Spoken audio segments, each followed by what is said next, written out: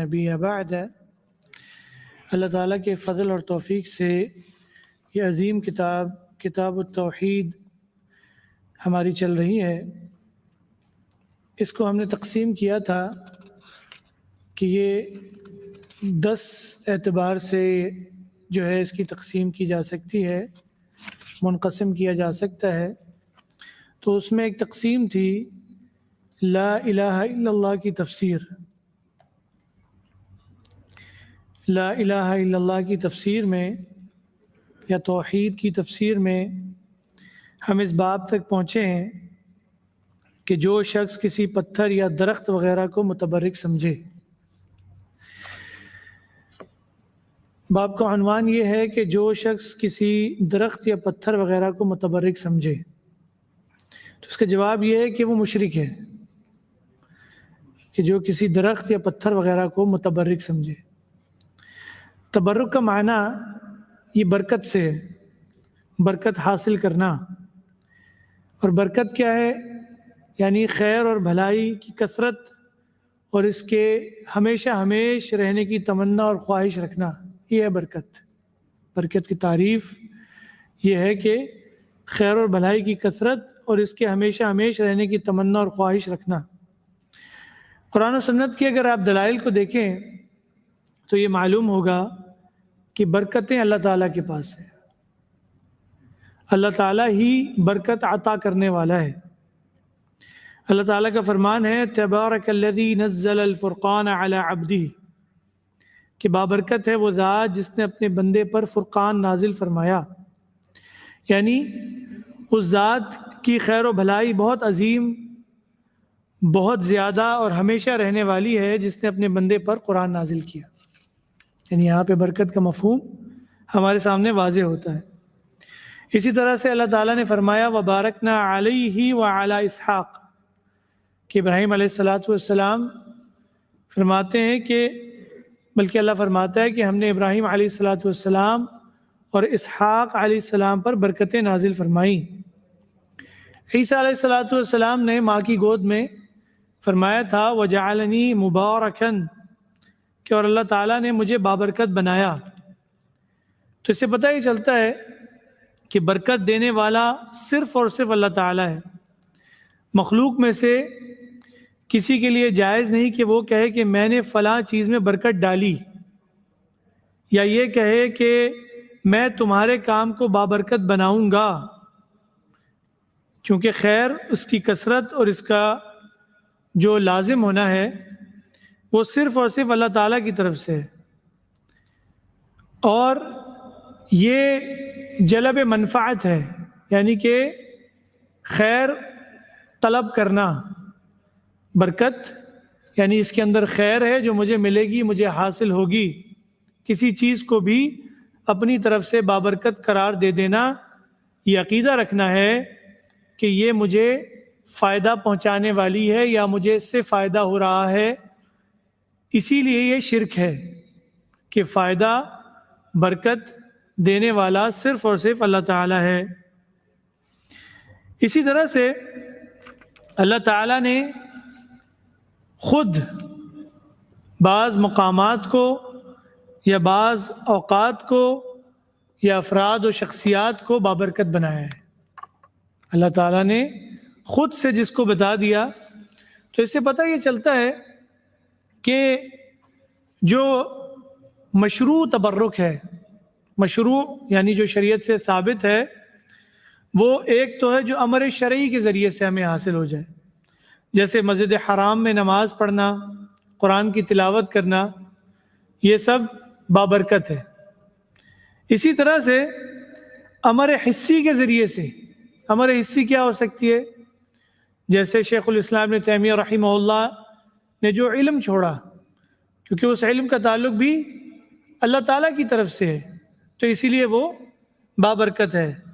تو ایسی کتابوں کا مطالعہ کرنا یہ بھی بابرکت ہے۔ اور اس کے علاوہ جو تیسری کیٹیگری ہے وہ ہے ممنوع تبرک۔ ممنوع تبرک کیا ہوگا؟ جو نہ ہی امر شرعی سے ثابت ہو اور نہ ہی امر حسی سے ثابت ہو، تو اس کے بارے میں کہا جائے گا کہ یہ ممنوع تبرک ہے۔ جیسے اللہ کے رسول صلی اللہ علیہ وسلم کے حجرے اس کو سمجھنا کہ اگر میں اس کو ہاتھ لگاؤں گا تو اس سے برکت حاصل ہوگی، تو یہ ممنوع تبرک ہے۔ تو یہ تبرک کے حوالے سے 3 کیٹیگریز ہیں۔ پھر سے آتے ہیں کہ جو پہلی قسم ہے مقامات یا پھر اوقات، ظاہر ہے کہ جب اللہ تعالیٰ نے بعض جگہوں کو بابرکت بنایا ہے جیسے بیت اللہ شریف ہے، تو وہاں پر تبرک اس اعتبار سے ایک تو اس کی محبت رکھنا، وہاں پر جا کر عبادات کرنا، طواف کرنا، نمازیں ادا کرنا، یہ ہے جس کے ذریعے سے انسان برکت حاصل کر سکتا ہے۔ اور اسی طرح سے بیت المقدس وغیرہ اور اس کے آس پاس کہ اللہ تعالیٰ نے فرمایا ہے کہ اس کے ارد گرد جو ہے وہ بھی بابرکت ہے، تو اس سے پتہ یہ چلتا ہے کہ وہاں پر بہت زیادہ خیر ہے، بھلائی ہے، اور وہ اسی کے ساتھ منسلک ہے۔ یعنی یہاں سے ہمیں ایک اور بھی چیز پتہ چلتی ہے کہ جو برکت ہے وہ ایک لازم ہوتی ہے اور ایک متعدی ہوتی ہے۔ لازم کا مطلب کہ وہ ادھر تک کے لیے محدود ہے، یہ نہیں کہ جو بیت اللہ سے ہو کر آ گیا اب وہ برکتیں اپنے اندر لے آیا ہے اور لوگ اس کو آ کے ہاتھ لگائیں، جیسے ہمارے ہاں جہالت پائی جاتی ہے۔ اور اسی طرح سے بعض لوگ کیا کرتے ہیں کہ عورتوں کو ہم نے دیکھا اپنے دوپٹے اتار کر باقاعدہ جو ہے وہ ادھر ادھر فرش پر اس کو مار رہی ہیں بیت اللہ کے اندر، اس عقیدے کے ساتھ کہ جیسے وہ برکتوں کو سمیٹ رہی ہیں، تو یہ بھی جہالت ہے۔ تو اس سے پتہ ہی چلتا ہے کہ وہاں کی جو برکت ہے وہ لازم ہے، متعدی نہیں ہے۔ متعدی کا مطلب جو آگے پھیلتی ہے، ٹرانسفر ہوتی ہے، تو یہ وہ برکت نہیں ہے۔ اسی طرح سے جس طرح ہم نے بتایا کہ یہاں اس کی برکت حاصل کرنے کے لیے اس کے ساتھ ایک دلی تعلق ہو اور وہاں پر جا کر انسان قصد کرے، عبادت کرے، تب جا کے وہاں کی برکت کو وہ سمیٹ سکتا ہے۔ حجر اسود وہ بھی بہت بابرکت پتھر ہے، لیکن اللہ کے رسول صلی اللہ علیہ وسلم نے اس کو بوسہ دیا، اور عمر رضی اللہ تعالیٰ عنہ کیا فرماتے ہیں کہ تو صرف ایک پتھر ہے، نہ کوئی نفع دیتا ہے نہ کوئی نقصان سے بچاتا ہے، لیکن میں تجھے اس لیے بوسہ دے رہا ہوں کہ میں نے اللہ کے رسول صلی اللہ علیہ وسلم کو بوسہ دیتے ہوئے دیکھا ہے۔ یعنی اس کی حقیقت یہ ہے تو وہ بابرکت پتھر، لیکن اس کی برکت جو ہے وہ متعدی نہیں ہے۔ دوسری قسم جو ہے وہ برکت جس کا تعلق شخصیات کے ساتھ ہے، اور وہ اللہ کے انبیاء اور رسل ہیں کہ وہ بابرکت، ان کا جسم، جس میں اثر، ان کے سر کے بال، ان کا پسینہ، وہ تمام کے تمام بابرکت اور وہ متعدی ہے۔ ٹھیک ہے، یہ آپ کو معلوم ہونا چاہیے کہ ان کو صحابہ کرام جو ہے وہ ہاتھ لگاتے، ان کے پسینے کو، ان کے بالوں کو لیتے، اور روایت میں آتا ہے کہ خوشبو کے اندر ڈال دیا جاتا۔ تو یہ ہے برکت جو ہے جو کہ متعدی ہے۔ اور اسی طرح سے رہے انبیاء کے علاوہ جو لوگ ہیں، ان کے بعد نیک لوگ، صالحین، کیا ان میں بھی ایسی برکت پائی جاتی ہے؟ سوال ہے آپ سے، کیا آپ نے سنا کہ ابو بکر صدیق رضی اللہ تعالیٰ عنہ کو کسی نے ہاتھ لگا کر ان سے برکت حاصل کی ہو؟ تو اس سے پتہ یہ چلتا ہے کہ ابو بکر، عثمان، عمر رضی اللہ تعالیٰ عنہ، حضرت علی رضی اللہ تعالیٰ عنہ، کسی کے ساتھ یہ واقعہ پیش نہیں آیا، نہ کسی کا یہ عقیدہ تھا کہ ان کو ہاتھ لگانے سے یا ان کے کپڑوں سے یا ان کے جو ہے وہ اشیاء سے جو ہے وہ برکتیں لی جائیں۔ لیکن ہمارے ہاں یہ جہالت پائی جاتی ہے کہ پیر صاحب ہیں، وہ تھوک کے کسی پانی میں دے دیں، یا ان کے کپڑے یا ان کی پگڑی، حتیٰ کہ ان کے پیشاب، یہ ساری چیزوں کو جو ہے وہ لوگوں نے برکت کا ذریعہ بنایا ہوا ہے، جو کہ شرک اکبر ہے۔ تو اسی طرح سے کیا مسلمان بھی بابرکت ہے؟ ہر مسلمان اس اعتبار سے برکت والا ہے کہ اس کے اندر اسلام ہے، توحید ہے، نیکی ہے، نیک عمل کر رہا ہے، تو اس اعتبار سے اس کے اندر برکت ہے، لیکن اس کی برکت جو ہے وہ متعدی نہیں ہے۔ مشرکین جو تھے وہ اپنے معبودان باطلہ سے یہ عقیدہ قائم کیے ہوئے تھے. انہوں نے جو بت بنا رکھے تھے ان کا یہ عقیدہ تھا کہ ان سے خیر و بھلائی آتی رہے گی اور یہ ہمیشہ ہمیش رہیں گے، ہمیشہ ہمیش ان کی برکتیں جاری رہیں گی. اس طرح وہ الفاظ استعمال ہوتے دامت برکاتہم. اس کا مطلب یہ کہ ہمیشہ کے لیے ان کی برکتیں، وہ ان کے مشرکین اپنے معبودان باطل کے ساتھ یہ عقیدہ وابستہ کیے ہوئے تھے جو کہ سراسر شرکیہ ہے. اسی طرح سے کسی بھی درخت، کسی بھی پتھر یا زمین کا کوئی حصہ یا قطعہ یا کوئی غار یا قبر یا پانی کے چشمے یا کوئی بھی دیگر اشیاء جن کے بارے میں یہ عقیدہ رکھا جائے کہ اس سے جو ہے یہ بابرکت ہے، تو یہ شرک کے زمرے میں آئے گا. یاد رکھیے کہ کوئی بھی درخت، پتھر، قبر، یہ ساری چیزیں ان کو متبرک سمجھنا اس وقت شرک اکبر بن جاتا ہے جب کوئی یہ امید سے اعتقاد رکھے کہ جب وہ اسے چھوئے گا یا اس کی خاک میں لت پت ہوگا یا اسے چمٹے گا تو یہ اس کے لیے اللہ کا تقرب حاصل کرے گا. یہاں پر یہ عقیدہ باطلہ اس کے اندر کیا ہے کہ جب کوئی انسان ایسی چیزوں کو چھوتا ہے تو دل میں یہ عقیدہ رکھے کہ وہ اللہ کا قرب حاصل کر رہا ہے. کسی غیر اللہ کو ہاتھ لگا کر یا کسی بھی انداز سے چھو کر یہ عقیدہ رکھنا کہ وہ اللہ کا قرب حاصل کر رہا ہے، یہ ہے شرک اکبر. اور اس اعتبار سے مشرکین کا جو عقیدہ تھا وہ یہی تھا کہ وہ یہی کہتے تھے کہ ما نعبدہم الا لیقربونا الی اللہ زلفا، کہ ہم جو ہے وہ ان کی عبادت نہیں کرتے بلکہ یہ ہمیں اللہ سے قریب کرتے ہیں. اپنے معبودان باطل کے حوالے سے ان کے یہ عقائد پائے جاتے تھے.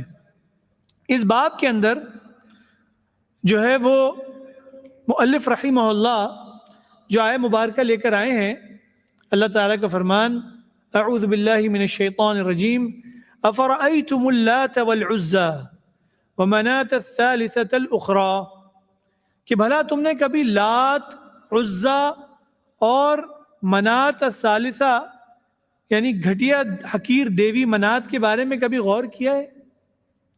یہ مشرکین سے کہا جا رہا ہے کہ تم غور تو کرو، یہ تو تمہارے خود کے بنائے ہوئے ہیں، یا تو تم ان کا قصد کرتے ہو اور یہ عقیدہ رکھتے ہو کہ یہ بابرکت ہیں، یا تو پھر تم ان کے وسیلے لیتے ہو اللہ کا تقرب حاصل کرنے کے لیے. تو ہوش کے ناخن لو کہ تم کیا کر رہے ہو. اور اسی طرح سے ابو سفیان کی بیوی ہند، ہندا کو جب اللہ کے رسول صلی اللہ علیہ وسلم نے بیعت لی، اور اللہ کے رسول صلی اللہ علیہ وسلم نے بلکہ جب قرآن مجید میں سورہ ممتحنہ کے آخر میں بیعت نازل ہوئی کہ عورتوں سے بیعت لی جائے کہ وہ شرک نہیں کریں گی، اولاد کو قتل نہیں کریں گی، تو اللہ کے رسول صلی اللہ علیہ وسلم نے بھی ان سے جب بیعت لیتے ہوئے ان کو کہا کہ تم نے شرک نہیں کرنا ہے. تو ہندا کہتی ہے کہ ہم نے یہ سب کچھ کر کے دیکھ لیا، ہمیں ان سے کوئی فائدہ نہیں ہوا. تو یہاں پہ اللہ تعالیٰ ان کو فرما رہا ہے کہ یہ لات، منات، عزا، ان کو تم دیکھتے نہیں ہو، ان کی کیا حقیقت ہے؟ ان کی حقیقت جانتے ہیں. لات جو ہے وہ تخفیف کے ساتھ بھی پڑھا جا سکتا ہے اور تشدید کے ساتھ بھی پڑھا جا سکتا ہے. ایک تو یہ ہے کہ یہ ایک شخص تھا جو لوگ طائف سے مکہ جا رہے ہوتے تو یہ بیچ میں ان کو ستو گھول کر پلایا کرتا تھا. ستو گھول کر پلایا کرتا. ستو جانتے ہیں کیا ہوتا ہے؟ ستو جو کے آٹے میں پانی کو ڈالتے ہیں، پھر ٹھنڈا مشروب ہے، یہ ٹھنڈا کرتا ہے یہ. تو وہ پلایا کرتا تھا، نیک آدمی تھا.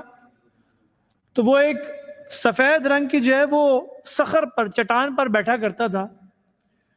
تو جب وہ فوت ہو گیا تو بعض کا عقیدہ یہ تھا کہ وہ اس صخر میں دوبارہ واپس چلا گیا ہے، اور بعض کا یہ عقیدہ تھا کہ چونکہ وہ یہاں پر بیٹھتا تھا تو اس پتھر کے اندر جو ہے وہ برکت آئی ہوئی ہے. تو اسی لیے یہ لات جو تھا یہ اہل طائف کا جو ہے معبود تھا, اور اس پر ایک عمارت جو ہے وہ کھڑی ہوئی تھی, ایک قبہ سا تعمیر ہوا تھا. تو لوگ جو ہے وہ یہاں پر آتے, اس کی مجاورت کرتے, وہاں پر اس کا قصد کرتے, بیٹھتے, عبادت کرتے اور حصول برکت کا عقیدہ رکھا کرتے تھے. تو جب قبیلہ ثقیف جو کہ طائف کا تھا, جب وہ مسلمان ہوا تو نبی اکرم صلی اللہ علیہ وسلم نے اس بت کو توڑنے اور منہدم کرنے کے لیے سیدنا مغیرہ بن شعبہ رضی اللہ تعالیٰ عنہ کو روانہ کیا. انہوں نے جا کر اسے گرایا اور اس کو توڑ دیا. اور بتوں کو توڑنا اور ایسے جو بھی بت آج ہمارے دور میں بھی پائے جاتے ہیں, چاہے وہ کسی قبر کی شکل میں ہو یا کسی حجر کی شکل میں ہو یا کسی درخت کی شکل میں ہو, تو لوگوں کے ان عقائد کو ختم کرنے کے لیے ایک تو علم کے ذریعے سے بھی ان کو سمجھانا ضروری ہے, اور پھر ایک قوت اور طاقت کے ساتھ ان کا قلع کما کرنا بھی ضروری ہے, ان کو منہدم کرنا بھی ضروری ہے, تاکہ ان کے اندر جو وہ ایک عقیدہ رچا بسا ہے وہ مکمل طور پر ختم ہو جائے. اسی لیے اللہ کے رسول صلی اللہ علیہ وسلم نے اس کو توڑنے اور گرانے کا حکم دیا. عزہ جو ہے, اچھا لات کے حوالے سے مشرکین کا یہ عقیدہ اور یہ بھی تھا کہ جیسے الہ ہے تو اس کی جو مؤنث ہے وہ لات ہے. یہ تا جو ہے اس کو تائے تانیث کہتے ہیں. تو ان کا یہ عقیدہ تھا کہ چونکہ جو ہے وہ خواتین جو ہیں, لڑکیاں جو ہیں وہ زیادہ لاڈلی ہوتی ہیں, تو اس لیے ان کا یہ عقیدہ تھا کہ یہ فیمیل بت ہے, تو اس سے جب ہم مانگیں گے تو یہ اس کے اندر رحم ہوگا اور یہ ہمیں برکت بھی دے گی, اور جو بھی ہم مانگیں گے. تو اس طرح کے بھونڈے عقیدے ان کے پائے جاتے تھے. عزہ جو ہے, عزہ یہ عزیز سے, عزیز اللہ تعالیٰ کا نام العزیز, اس سے انہوں نے یہ فیمیل مؤنث بنایا ہوا تھا عزہ, اور اس کو الف مقصورہ کہتے ہیں. یہ جو چھوٹی ہے اور اس پہ کھڑا زبر ہے, یہ بھی مؤنث کے لیے, تانیث کے لیے استعمال ہوتا ہے, جیسے کبرا, صغرا, بشرا.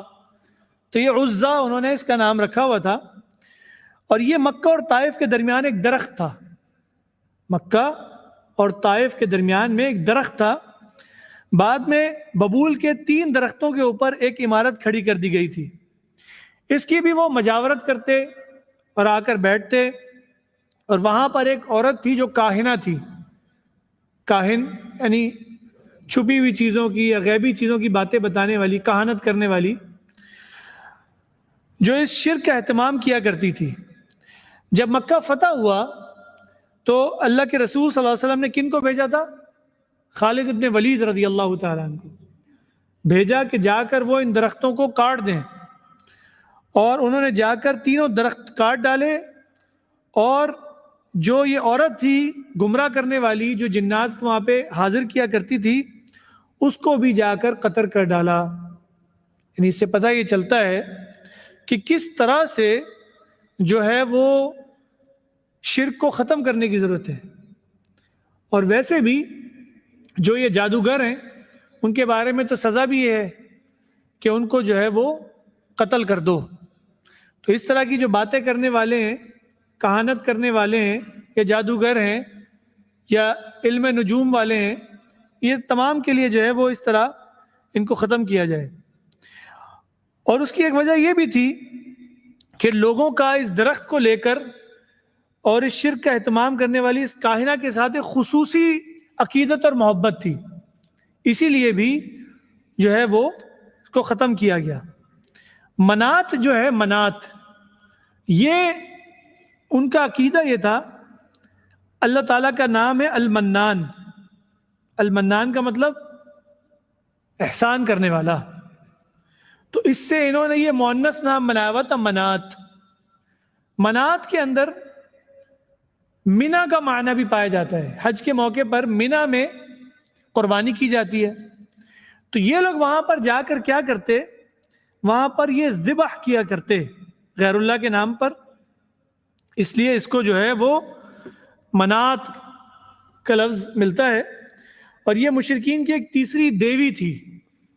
یہ تیسری دیوی تھی جسے اللہ تعالیٰ نے گھٹیا اور حقیر کہا ہے، وَمَنَاةَ الثَّالِثَةَ الْأُخْرَى، یعنی یہاں پر تیسری اور اخرا کا جو لفظ آتا ہے اس سے پتہ چلتا ہے جو حقیر، گھٹیا، یعنی جس کی کوئی ویلیو نہیں، اور اس کی یہ تعظیم کیا کرتے، اور اس کے نظریے، اس کا یہاں پر نظریہ یہ تھا کہ وہاں پر لوگ جا کر اس کے قریب جانور ذبح کرتے اور اس پر خون بہایا کرتے تھے۔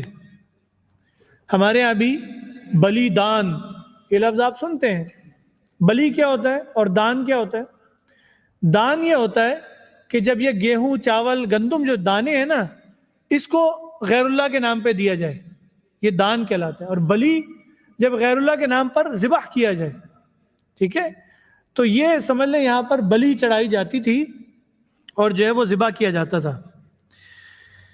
تو اس آیہ مبارکہ کی اس باب سے جو مناسبت ہے، افرأیتم اللات والعزی ومناة الثالثة الأخرى، وہ یہ ہے کہ یہ جو بت انہوں نے بنا رکھے تھے، لات، منات، عزا، اور ان کا جو اس کے ساتھ تعلق تھا کہ یہاں پر جو ہے وہ ان کو برکت حاصل ہوتی ہے، یہاں پر جا کر ذبح کریں گے تو رزق میں فراوانی ہوگی، یا یہاں پر اگر اس طرح کا کام کیا جائے گا تو اللہ تعالیٰ کے پاس اجر زیادہ پہنچے گا۔ تو اس طرح کے عقیدے ان کے پاس پائے جاتے تھے، اور آج ہمارے پاس بھی 11ویں والے کا دودھ دینا ہے، 11ویں والی سرکار، ٹھیک ہے نا، تو یہ بھی برکت کے سارے سلسلے جو ہیں وہ ہمارے یہاں پائے جاتے ہیں، اور اس طرح بے شمار عورتیں جاتی ہیں اپنے پیٹ کو قبروں پر رگڑتی ہیں، مزاروں پر رگڑتی ہیں، اولاد کے حصول کے لیے، برکت کے لیے۔ دیکھیں بیت اللہ جو ہے، خانہ کعبہ، جو کہ پورا کا پورا بابرکت ہے، لیکن کیا بیت اللہ جو ہے اس کو چھوا جائے گا؟ اس کے ہر حصے کو چھوا جائے گا؟ نہیں۔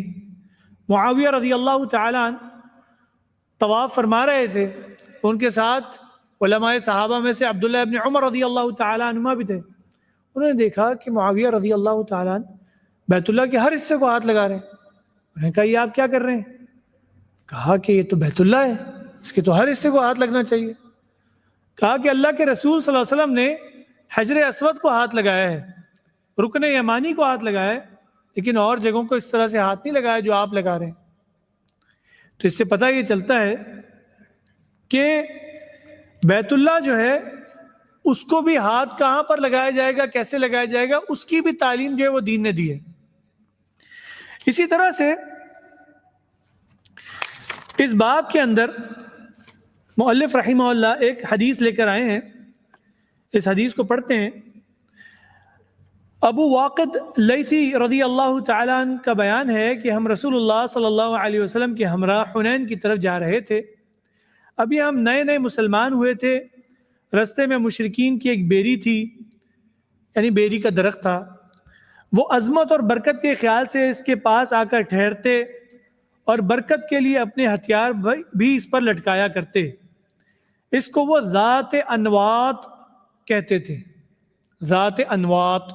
انوات نوت، میٹل کو کہتے ہیں نا، نوت۔ انوات یعنی جو چیز لٹکتی ہے، لٹکنے کے معنی میں، ینوتون، کہ وہ یہاں پر اپنے اسلحہ کو لٹکایا کرتے۔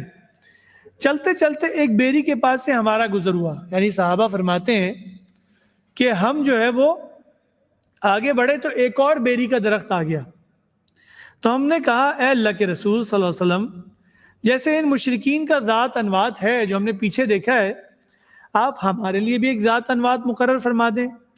رسول اللہ صلی اللہ علیہ وسلم نے فرمایا اللہ اکبر، انہا سنن، کہ اللہ اکبر، یہی تو گمراہی اور سابقہ قوموں کے رستے ہیں۔ اس ذات کی قسم جس کے ہاتھ میں میری جان ہے، تم نے تو وہی بات کی جو بنی اسرائیل نے موسیٰ علیہ السلام سے کی تھی، اجعل لنا الہا کما لہم آلہا، کہ جیسے ان بت پرستوں کے معبود ہیں ہمارے لیے بھی کوئی ایسا بت بنا دیں، ہمارے لیے بھی کوئی ایک جو ہے وہ معبود مقرر کر دیں۔ تو اللہ کے رسول نے یہ فرمایا، اور پھر فرمایا تم بھی پہلی امتوں کے طریقے پر چلو گے۔ اب یہ حدیث بہت عظیم حدیث ہے، یہ صحابی فرماتے ہیں کہ ہم اس وقت نئے نئے مسلمان ہوئے تھے. ابو واقد لیثی، ان کا بیان ہے کہ ہم رسول اللہ علیہ وسلم کے ساتھ حنین کی طرف جا رہے تھے. حنین، اللہ کے رسول صلی اللہ علیہ وسلم نے جب فتح مکہ کیا تو پتہ چلا کہ حنین کے اندر جو ہے وہ بنو حوازن قبیلہ ہے جس کی سرکوبی کی ضرورت ہے، جس کو سیدھا کرنے کی ضرورت ہے. تو اللہ کے رسول صلی اللہ علیہ وسلم نے فتح مکہ، جو کہ اللہ کے رسول جب داخل ہوئے تو کتنے تھے آپ صلی اللہ علیہ وسلم کے ساتھ ساتھی؟ فتح مکہ کب ہوئی؟ ماشاءاللہ. کتنے ساتھی تھے؟ 10,000. اور وہاں پر مکہ والے جو تھے وہ ایمان لے آئے بغیر کسی جہاد کے. تو تقریباً 2,000 کے قریب اور ساتھی مل گئے.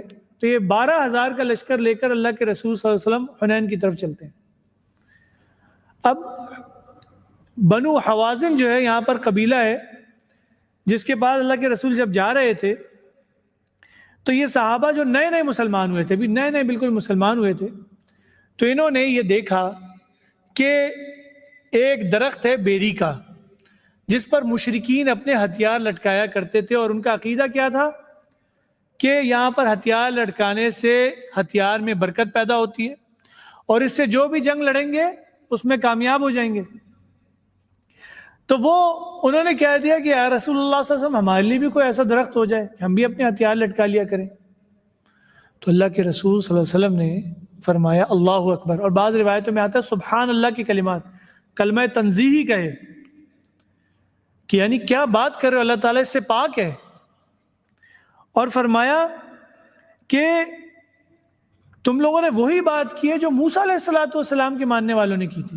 یعنی بنی اسرائیل کو جب موسیٰ علیہ السلام لے کر نکلے فرعون کے چنگل سے تو وہ ایک گائے کا مجسمہ بنا کر اس کی عبادت شروع ہوئی. پھر موسیٰ علیہ السلام نے ان کو ڈانٹ ڈپٹ کی تو ان کو بتایا، انہوں نے یہی کہا کہ ہمارے لیے بھی کوئی ایسا معبود بن جائے گائے جیسا تاکہ ہم بھی اس کی عبادت شروع کریں. تو انہوں نے کہا کہ تم تو بالکل ہی جاہل قوم ہو، تمہیں میں کہاں سے لے کر نکلا ہوں، تمہیں توحید سمجھانے کی کوشش کر رہا ہوں، تم لوگوں کو تو سمجھ ہی نہیں آ رہی. تو اب یہاں اللہ کے رسول صلی اللہ علیہ وسلم نے فرمایا کہ تم نے وہی بات کی ہے جو موسیٰ علیہ السلام کے ماننے والوں نے کی تھی، اجعل لنا الہا، ہمارے لیے بھی کوئی الہ بنا دیں. اللہ کے رسول نے ایک درخت کو پورے کے پورے الہ سے تشبیہ دی. اس سے علماء نے یہ نقطہ بیان کیا ہے کہ شرک چھوٹا ہو یا بڑا ہو، شرک شرک ہوتا ہے. اور ایک اور نقطہ یہ ملتا ہے کہ ہر چیز میں لچک ہے، دین کے ہر معاملے میں لچک ہے. نماز میں کھڑے ہو کے نہیں پڑھ سکتے، بیٹھ کے پڑھ لو، بیٹھ کے نہیں لیٹ کے اشاروں سے پڑھ لو. لیکن توحید کے اندر کوئی لچک نہیں. یہ نہیں کیا کہ چلو جی ابھی نئے نئے مسلمانوں کو بعد میں سمجھائیں گے، نہیں، فوراً ان کو سمجھایا. اس لیے ہماری بھی ایک ذمہ داری یہ بنتی ہے کہ جو معلم الخیر ہے اس کو چاہیے کہ وہ لوگوں کو تعلیم دے سب سے پہلے اس چیز کی. میرے بھائیوں، یہ سب سے ضروری سوال ہے. اگر اس کو پاس نہیں کریں گے تو پھر کوئی کامیابی نہیں ہے. تو اللہ کے رسول صلی اللہ علیہ وسلم نے فرمایا کہ تم بھی پہلی امتوں کے طریقے پر چلو گے، یعنی جو پہلے امتیں کرتی رہی ہیں تم بھی وہی کام کرو گے. ہم فاتحہ پڑھتے ہیں، فاتحہ میں ہم پڑھتے ہیں صراط الذین انعمت علیہم غیر المغضوب علیہم ولا الضالین. مغضوب علیہم سے مراد کون ہے؟ یہود. اور ضالین سے مراد نصارہ. تو جو کام یہود کرتے تھے، جو ان کے اندر چیزیں پائی جاتی تھی، تم بھی وہی کرو گے. اس سے پتہ یہ چلتا ہے کہ ہمیں یہ جاننے کی ضرورت ہے کہ وہ کیا کام کرتے تھے تاکہ ہم اس سے بچیں، اور اسی طرح سے نصارہ جو کام کرتے تھے ہم اس سے بچیں. لیکن اگر آپ غور کریں گے تو بہت ساری بیماریاں جو ان کے اندر پائی جاتی تھی وہ آج اس امت مسلمہ میں پائی جاتی ہیں. اس کو بیان کرنے کا یہاں وقت نہیں ہے، لیکن اس سے پتہ یہ چلتا ہے کہ لوگوں پر ان چیزوں کا اثر فوراً ہو جاتا ہے. اسی لیے اللہ کے رسول صلی اللہ علیہ وسلم نے کیا تعلیم دی کہ مشرکین سے اتنا دور رہو کہ ان کی آگ بھی تمہیں نظر نہ آئے. پہلے زمانے میں تو یہ اسٹریٹ لائٹ نہیں ہوتی تھی، پہلے زمانے میں تو آگ جلتی تھی تو پتہ چلتا تھا یہاں کوئی رہتا ہے. تو مشرکین سے اتنا دور رہو. اور آج ہمارا حال کیا ہے کہ ہم امیگریشن لے کر ہم ہجرت کے نام پر مسلمان ملک کو چھوڑ کر کافروں کے ملکوں میں جا کر بس رہے ہیں, مشرکین کے ملکوں میں جا کر پناہیں لے رہے ہیں, جس سے اللہ کے رسول نے دور رہنے کا حکم دیا. اور آپ دیکھیں امریکہ کے اندر جب یہ کرسمس ڈے آتا ہے, وہاں کے مسلمانوں کو دیکھیں, وہ بھی منا رہے ہوتے ہیں. یہ بےہودگی وہاں چل رہی ہوتی ہے, ان کو پتہ ہی نہیں ہے کہ یہ کیا ہے, اور اگر پتہ بھی ہے تو اس کی حساسیت کا اندازہ ہی نہیں ہے. تو اسی لیے انسان کے اوپر اس شرک کا بہت جلدی اثر ہوتا ہے, کیونکہ شیطان بھی پیچھے لگا ہوا ہے اور نفس بھی, کہ وہ انسان سے یہ کام کرواتا ہے. تو اس سے ہمیں جو فوائد حاصل ہوتے ہیں وہ یہی ہیں کہ برکت جو ہے وہ اللہ تعالیٰ کے پاس ہے, اور اللہ تعالیٰ سے برکت لینے کے لیے جو ہے وہ اللہ تعالیٰ کے دین کو سیکھا جائے, اس پر عمل پیرا ہوا جائے اور اس کے مطابق زندگی گزاری جائے. اسی طرح سے یہ جو واقعہ ہے, ایک مالکی فقہا میں سے ہیں ابو بکر ترتوشی رحمہ اللہ, وہ فرماتے ہیں کہ کوئی بھی ایسا درخت ہو جس کا لوگ قصد کریں یا اس کے اوپر جا کے کوئی چیز لٹکائیں. آج ہمارے یہاں لوگ کالی پٹیاں لٹکاتے ہیں, دھاگے لٹکاتے ہیں, کپڑے لٹکاتے ہیں, کرتے لٹکاتے ہیں. دیکھیے وہی لٹکانے کا معاملہ ہے, یہاں پر بھی جا جا کے اپنے نام لکھتے ہیں, شیاطین کے نام لکھتے ہیں. جی شلواریں بھی لٹکا رہے ہیں, اللہ اکبر.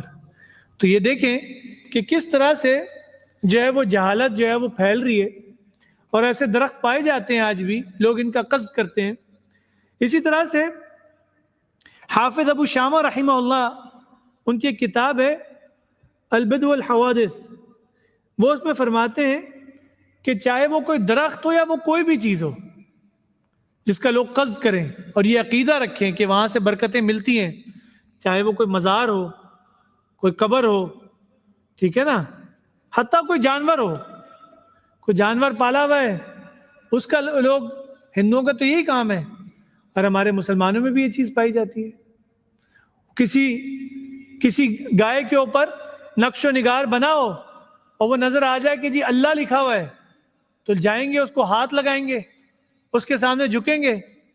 ہمارا عجیب سا حال ہے مسلمانوں کا, کوئی ٹماٹر کاٹ دے تو اس میں اللہ سا لکھا آ جائے تو اس کا کٹ شروع کرتے ہیں. وہ ٹماٹر جو کچھ دنوں کے بعد گل سڑ جائے گا, اور وہ کتاب جو اللہ نے نازل کی ہے جس کے ہر صفحے پر اللہ لکھا ہوا ہے اس کو پڑھنے کی توفیق نہیں ہے.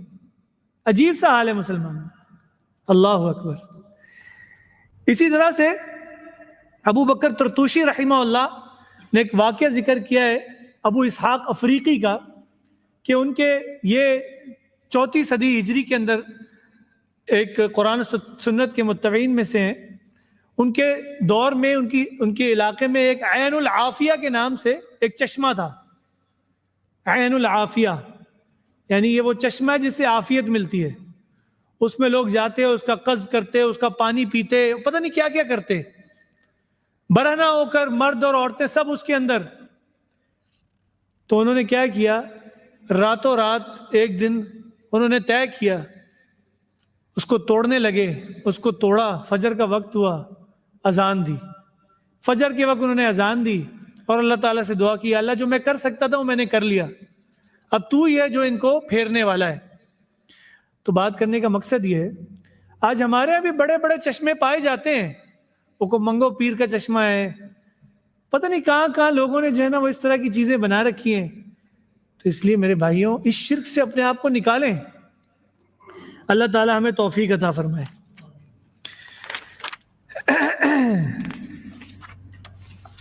اسی طرح سے یہ دوسرا باب ہے, اس کو ہم شروع کرنے کی کوشش کرتے ہیں. یہ ہے غیر اللہ کے لیے ذبح کرنے کا حکم. دیکھیں یہ مؤلف رحمہ اللہ, ان کی سمجھ اور ان کا انداز, اور اسی طرح کا انداز امام بخاری رحمہ اللہ کا بھی ہے کہ وہ باب قائم کرتے ہیں, اور باب قائم کرتے ہیں اور اس کے بعد دلائل کو لے کر آتے ہیں. اس باب کو کہتے ہیں ترجمۃ الباب، کہ خالی اس باب سے ظاہر کر دینا، واضح نہیں کرنا کہ کیا حکم ہے. غیر اللہ کے لیے جانور ذبح کرنا، بس انہوں نے یہ لکھا ہے. یہ نہیں لکھا کہ غیر اللہ کے لیے جانور ذبح کرنا شرک ہے، کفر ہے، کیا ہے. بس سمجھ رہے ہیں؟ یہ ایک انداز ہے علم کو سکھانے کا، اور اس میں یہ ہے کہ جب آپ دلائل کو پڑھیں گے پھر آپ کا ذہن خود ہی کھل جائے گا کہ اس باب کا مقصد کیا ہے. تو غیر اللہ کے لیے ذبح کرنے کی شدید وعید آئی ہے، اور وہ یہ کہ یہ اللہ تعالیٰ کے ساتھ شرک اکبر ہے، مخرج من الملہ. جو یہ کام کرے گا وہ اسلام سے خارج ہو جائے گا. یہ اتنا خطرناک ہے. اور جو ہم نے اسی طرح سے تبرک کے حوالے سے بھی پڑھا کہ اگر تو وہ شرک اکبر تک پہنچتا ہے تو انسان جو ہے وہ اسلام سے خارج ہو جاتا ہے. اور یہ اصل میں ہم لا الہ الا اللہ کی تفسیر پڑھ رہے ہیں. لا الہ الا اللہ، جب ہم کہتے ہیں کہ اللہ ہی میرا معبود برحق ہے، تو اس معبود کے لیے تمام تر عبادت اسی کے لیے ہو، اور یہ ذبح کرنا ایک عبادت ہے. تو ذبح میں دو چیزیں اہم ہوتی ہیں. ایک تو یہ ہے کہ کسی کا نام لے کر ذبح کرنا، کسی کا نام لے کر ذبح کرنا، اور دوسرا یہ کہ کسی کا قرب حاصل کرنے کے لیے ذبح کرنا، کسی کا قرب حاصل کرنے کے لیے ذبح کرنا. جیسے تو پہلے تو یہ کسی اور کا نام لے کر ذبح کر رہا ہے، یعنی کہ حسین کے نام پر یا علی کے نام پر. ایک تو یہ ہے، ٹھیک ہے نا، جیسے ہندو کرتے ہیں رام کے نام پر یا جس کے بھی نام پر. اور دوسرا کیا ہے؟ غیر اللہ کا تقرب حاصل کرتے ہوئے، یعنی کر تو رہا اللہ کے نام پر، اور لوگوں کو آج اس سے جو ہے نا مغالطے میں ڈالا جاتا ہے کہ یار یہ تو ہے اللہ کے نام پر، اور اس کا ثواب جو ہے وہ حضرت حسین کو ملے. تو بندہ پریشان ہو جاتا ہے کہ بھئی تو اللہ کے نام پر ہے، ثواب حضرت حسین کو مل جائے، اس میں کیا مسئلہ ہے؟ ہاں جی، کیا مسئلہ ہے اس میں؟ کون بتائے گا؟ جی، اللہ کے نام پر کر رہا ہے لیکن اس کا ثواب حضرت حسین کو ملے. اس کو چھوڑیں آپ، اور آسان کرتے ہیں. حسین کی سبیل، ٹھیک ہے، حضرت حسین کے نام پہ سبیل لگی ہے، شربت ہے جو کہ دودھ اور پانی اور بادام پستوں کا بنا ہوا ہے. اس میں تو کوئی ذبح کا چکر نہیں ہے نا. وہ مولوی کہہ رہا ہے مت پیو، یہ حرام ہے. ہاں جی، کیسے حرام ہے یہ؟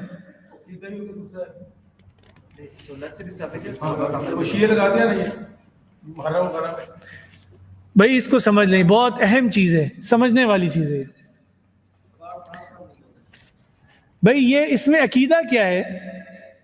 اس میں عقیدہ یہ ہے کہ میں نے حضرت حسین کے نام کی سبیل لگائی.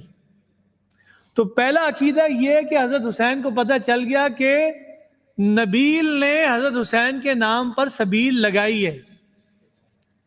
یعنی حضرت حسین کون ہے؟ عالم الغیب ہے. حضرت حسین کون ہے؟ البصیر ہے، دیکھ رہے ہیں جیسے اللہ دیکھتا ہے. حضرت حسین کو پتہ چل رہا ہے، وہ سن رہے ہیں، یعنی وہ السمیع ہے جیسے اللہ سنتا ہے. بات سمجھ رہے ہیں؟ عقائد یہ ہے پیچھے. اور ان کو پتہ چل رہا ہے کہ فلانے نے ان کے نام پر لگائی ہے، تو ان کے ساتھ تقرب الی غیر اللہ ہو گیا، میں ان سے قریب ہو گیا ہوں. یہ ان کو پتہ چل گیا میری پارٹی کا آدمی ہے. اور قیامت کے دن جو پارٹی کا آدمی ہے ان کے لیے وہ شفاعت بھی کریں گے. سارے عقیدے میں نے بنا لیے. میں نے ان کی پارٹی میں شامل ہونے کے لیے ان کے نام کی سبیل لگائی ہے، اور ان کے علم میں بھی ہے. اور قیامت کے دن جو ہے وہ میری شفاعت کریں گے. کوئی کرے نہ کرے، کوئی بیچ میں آ نہیں سکتا. حضرت حسین نے میری شفاعت کرنی، شفاعت پکی ہے. جیسے مشرکین کہتے تھے ہؤلاء شفعاؤنا عند اللہ، یہ ہیں ہمارے سفارشی اللہ کے ہاں، پکے ٹھکے ہیں. یعنی تو یہاں پر یہ عقیدے ہیں. تقرب غیر اللہ کے لیے ذبح کرنا، یعنی کر تو رہا ہے وہ اللہ کے نام پر، بسم اللہ اللہ اکبر بڑی زور سے پڑھی ہے، لیکن اس کا ثواب 11ویں والی سرکار کو ملے. یعنی 11ویں والی سرکار کو پتہ چل رہا ہے کہ میں نے ان کے لیے پورا جو ہے وہ بیل ذبح کیا ہے اور پورے بیل کے نمبر 100 میں سے 100 ہیں، اور پھر وہ آئیں گے قیامت کے دن شفاعت بھی کریں گے، تو اللہ کا تو رول ختم کر دیا نا یہاں پہ، اللہ کا تو کوئی تعلق نہیں رہا یہاں پہ، صحیح ہے نا؟ سمجھ رہے ہیں اس عقیدے کو؟ یہ ہے یہاں پر مسئلہ۔ اسی طرح سے جانور ذبح کرتے وقت جس کا نام لیا جائے اس سے استعانت کرنا، اس سے مدد طلب کرنا، یعنی یا علی مدد کر کے جانور کو گرایا ہے اور پھر اس پہ چھری چلائی ہے اس سے مدد طلب کرتے ہوئے، تو یہ سب بھی وہی شکلیں ہیں۔ اور اسی طرح سے کوئی بسم اللہ نہ کہے، کوئی اور چیز کہے، تو یہ تمام جو ہے وہ اظہار عبودیت ہے اور بندگی ہے اس غیر اللہ کے لیے۔ تو اس کے جو مختلف صورتیں آتی ہیں وہ 4 صورتیں ہیں۔ سب سے پہلی صورت یہ ہے کہ اللہ کا نام لے کر اسی کے تقرب کی قصد سے ذبح کرنا، صحیح نا؟ اللہ کا نام لے رہا ہے اور تو انشاءاللہ العزیز اس موضوع کو جو ہے وہ کنٹینیو کریں گے۔ ابھی استاد محترم کی کلاس ہے، اللہ تعالیٰ آپ لوگوں کو برکت اور عزتوں سے نوازے، اور اللہ تعالیٰ ہمیں توحید کے مسائل کو سمجھنے کی توفیق عطا فرمائے۔ اور جس طرح ہم نے پہلے بھی آپ کو بتایا ہے، یہ علمی دروس ہیں۔ علمی دروس جو ہے وہ العلم بالتعلم، علم سیکھنے سے آتا ہے، کتابوں میں نوٹ کرنے سے آتا ہے، اللہ یہ کہ آپ لوگوں کا حافظہ بہت تیز ہے۔ بارک اللہ فیکم جزاکم اللہ خیر۔